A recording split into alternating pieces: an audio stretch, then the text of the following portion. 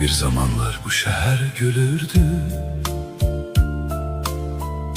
indi sükut her tarafı bürüdü. Bir ad kaldı dodaklarda, bir hatire kaldı yollarda. Küçelerde adımların izi var, küleyde senin sesin gizli kalar. O vaxtlar bahar başkaydı, sevgi daha saf, daha sadeydi.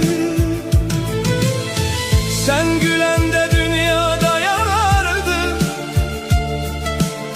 vaxt sanki bize bakıp utanardı. İndi o günler uzak bir film kimi, yaddaşımda köhne solmuş şekli. Ben hele de o eyni adamım, ama sen